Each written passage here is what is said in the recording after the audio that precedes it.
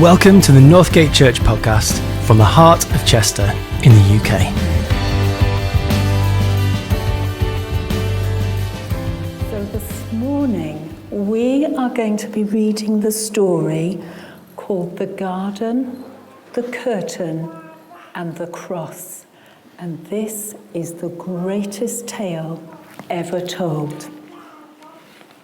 So if you look up behind me, all the pictures will come up. A very, very long time ago, right here in this world, in Chester, in all the world, there was a garden. And in the garden, everything was wonderful. The world was full of laughing and playing and smiling and fun.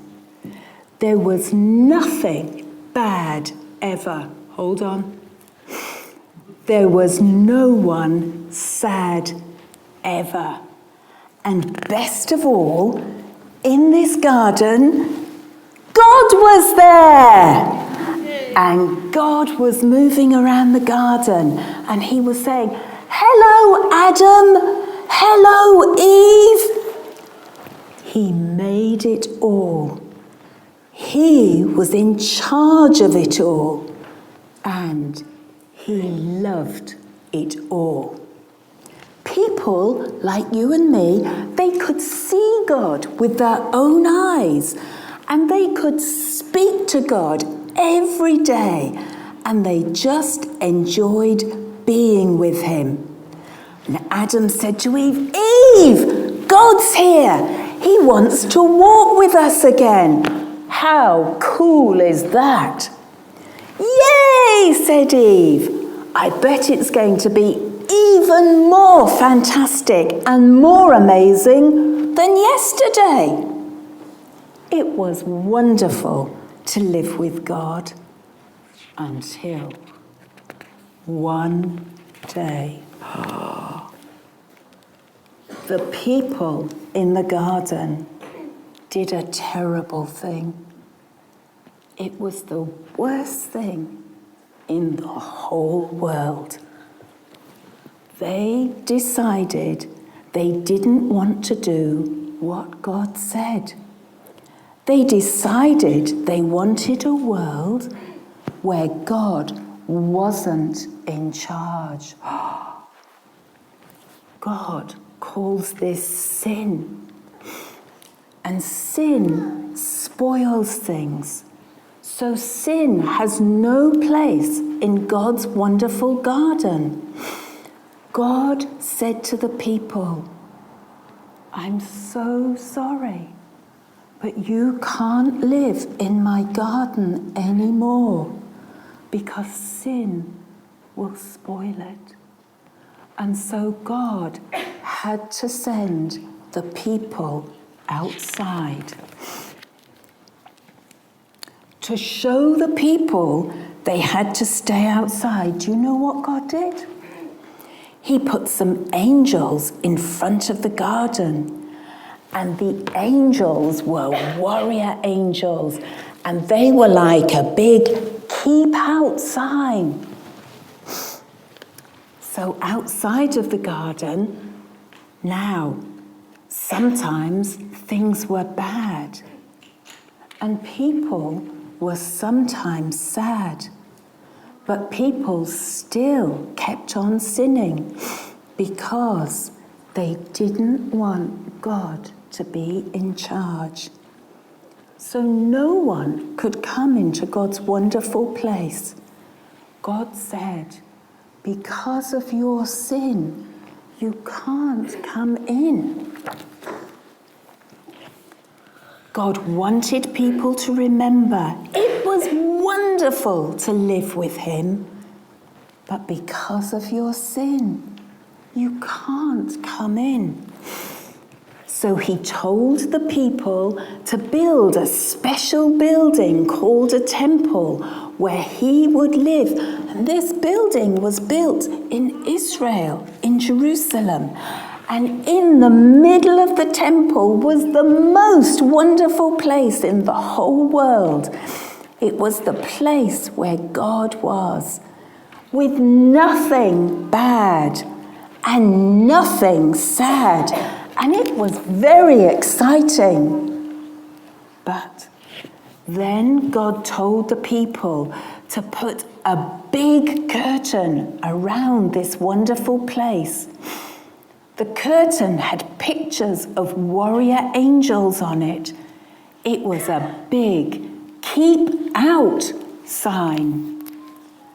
For hundreds of years, the temple curtain reminded the people that God said, "It is wonderful to live with him, but because of your sin, you can't come in." And it made God very, very sad, because he loved all the people.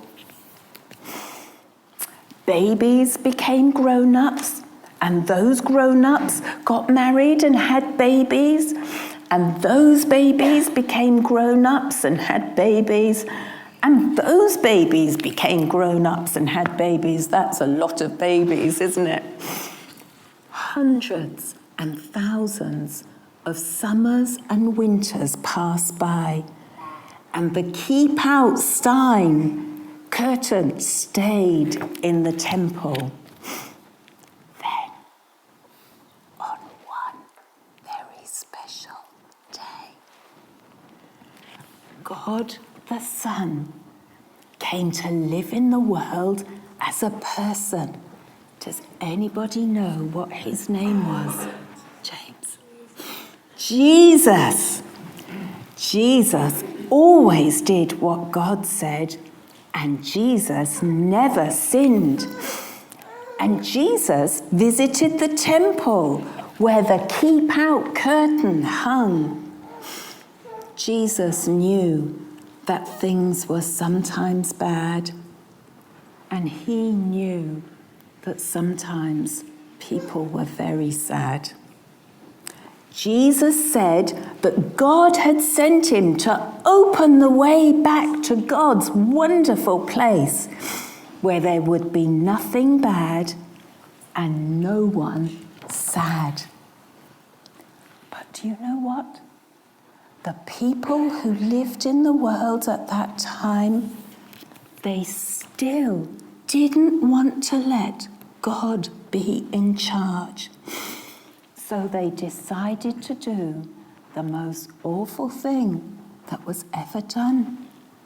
They decided to put Jesus on a cross to die. It was the most bad thing that had ever happened. And it was the most sad day of all time. But Jesus had a plan.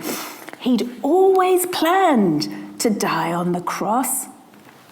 What a strange plan. Why would God's Son plan to die? On the cross, Jesus took all of our sin, all the bad things we do, and all the sad things we cause. Jesus took them all from us. And when he did, something amazing, astonishing, and astounding happened. The curtain tore in two. God had ripped up the "Keep Out" sign. God's wonderful place was open again. Because Jesus died, we can go in and be with God. After Jesus died, his friends put him in a tomb, and they were very sad. And for 2 days, nothing happened. Then, on the next morning, on Easter Sunday, 2026 years ago, two of Jesus' friends went to see his body and the tomb. And guess what? It wasn't there! His body wasn't there. A little later on, Jesus' friends were all together, and suddenly Jesus was there alive. Suddenly his friends weren't sad. Now they were so happy. God had brought Jesus back to life so that he could live in God's wonderful place forever. And Jesus has sent everyone an invitation to come and live with him there too. He tells us, God says it's wonderful to live with him, but because of your sin, you can't come in. But I died on the cross to take your sin, so all my friends can now come in. And we can live with God forever and ever and ever and ever. And there, nothing will be bad, and no one will be sad. We will see God every day and speak to God and just enjoy being with God, just as he planned. It will be wonderful to live with him, and it's all because of Jesus. And we will say every day, thank you, King Jesus. You're amazing. And you can start that today. You can start living with God today. Now, boys and girls, in a few minutes, I've got a very special thing to help us celebrate Easter. What do you think that might be? What might it be, Lucy? I forgot. You've forgotten. Easter eggs? Easter eggs! And we can celebrate what has happened with Jesus in about 5 minutes. But would you mind all going back to sit with your mummies and daddies? Because I just want to say a few things to the grown-ups.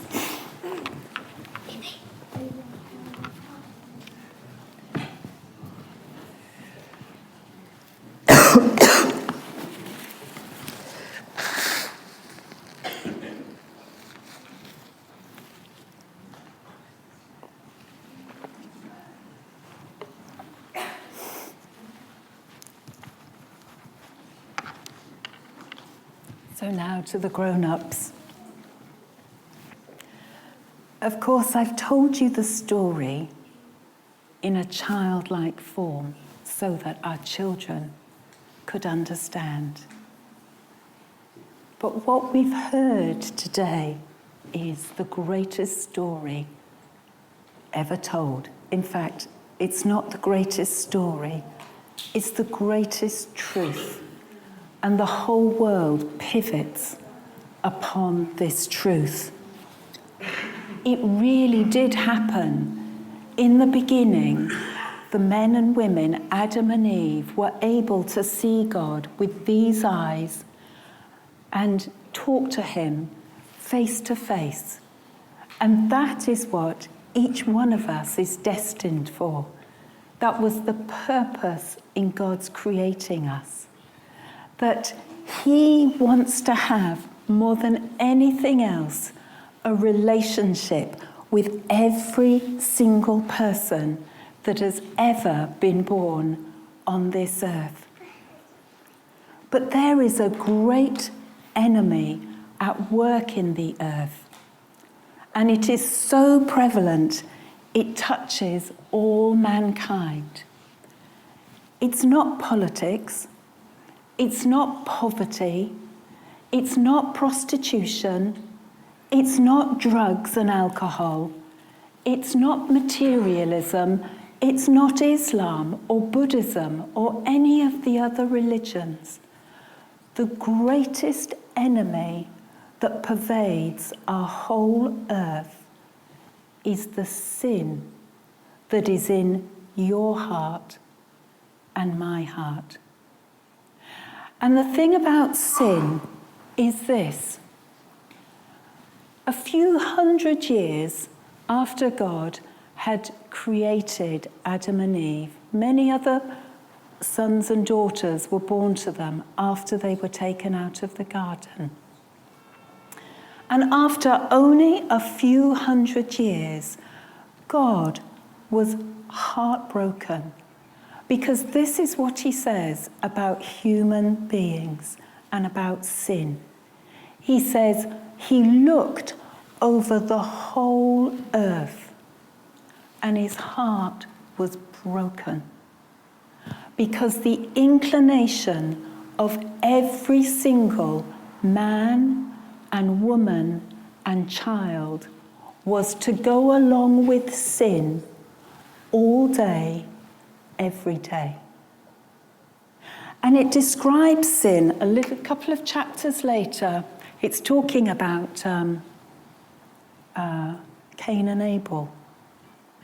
And talking about sin, it says this: Abel had done something that was pleasing to God, but his brother Cain had done something which was displeasing to God because of the sin that was in his heart.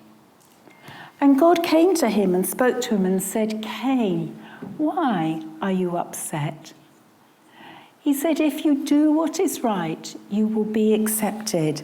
But then he said this, don't know if I can do this. Gerald, just come up here, please.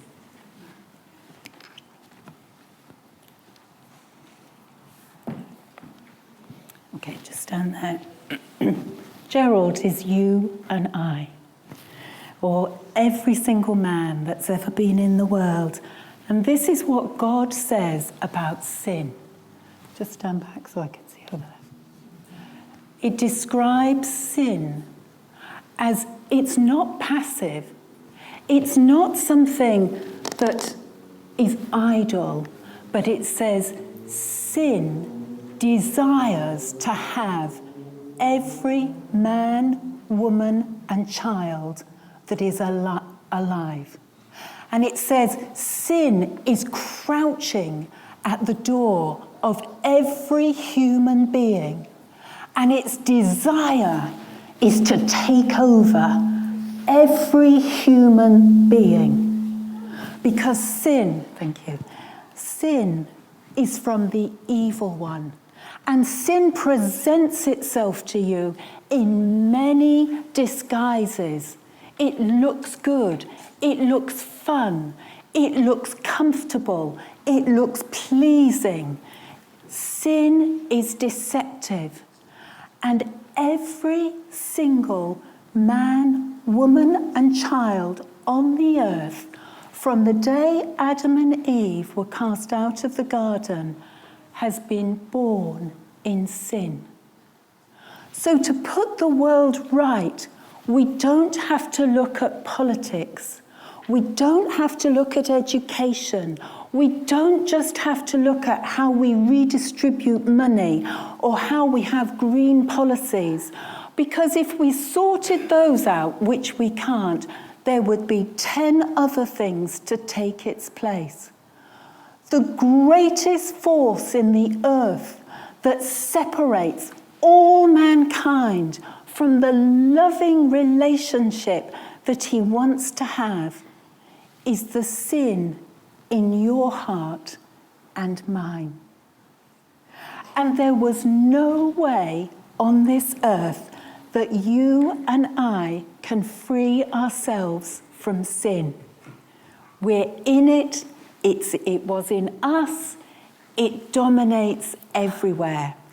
To some extent, it's greater, and to some extent, in some places, it's lesser. So, for example, I may say, I'm not a ruler who is killing hundreds of people at the moment. In fact, I've never killed anyone. And so I think, actually, I'm quite a good person.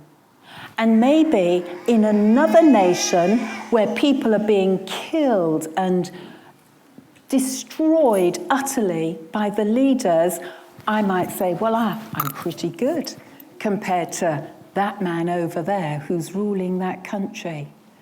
But the thing is, all of us fall short of the perfection of God's garden.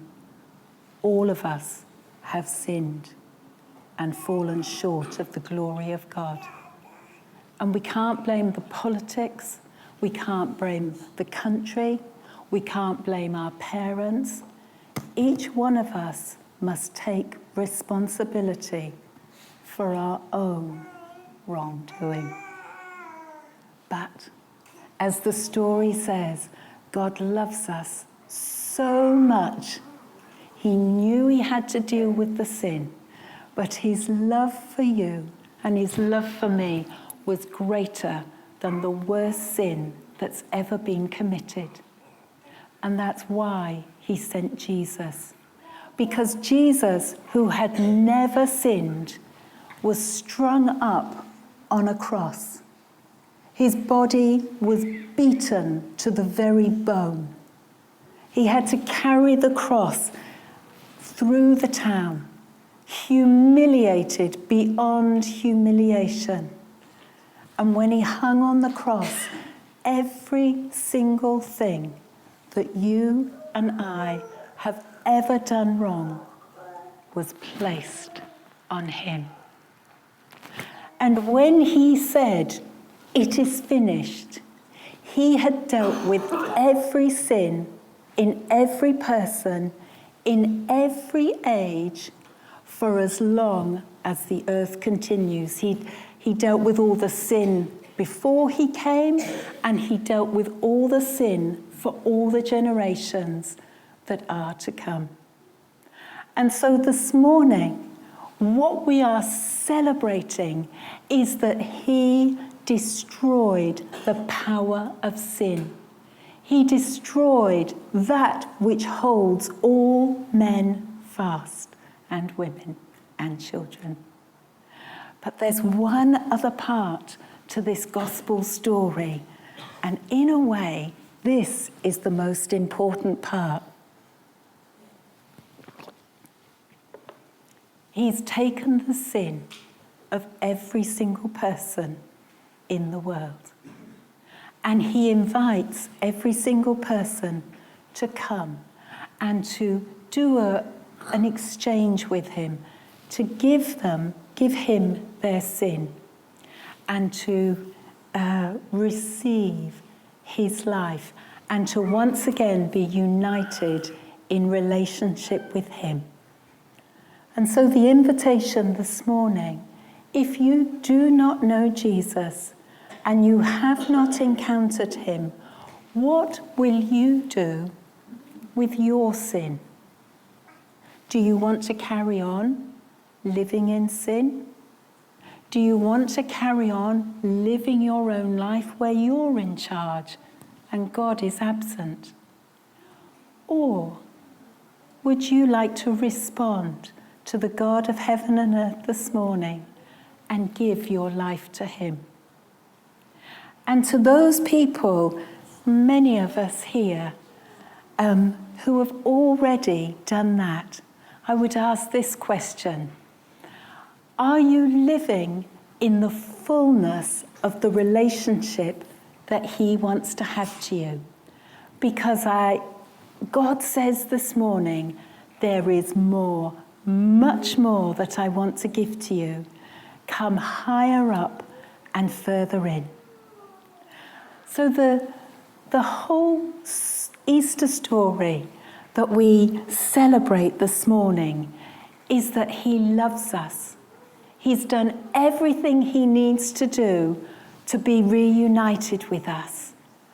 This morning, what is our response to him? Will we come in to that place where we live with him, or will we continue to stay outside? The decision is yours. Okay, while the worship team is coming back up again this morning, could I have my boys and girls back to help me, please? Now, okay, now, how many children have I got? Okay, how many have we got? Right. Can I ask you to take these baskets and to keep them with you, not to eat anything, while we sing these last two songs? And as soon as the songs are over, could you go round to every single person in the building and give them an Easter egg? Thank you. Thank you. Thanks for listening to the Northgate Church podcast. Find out more at northgate.org.uk or find us on social media by searching Northgate Church Chester.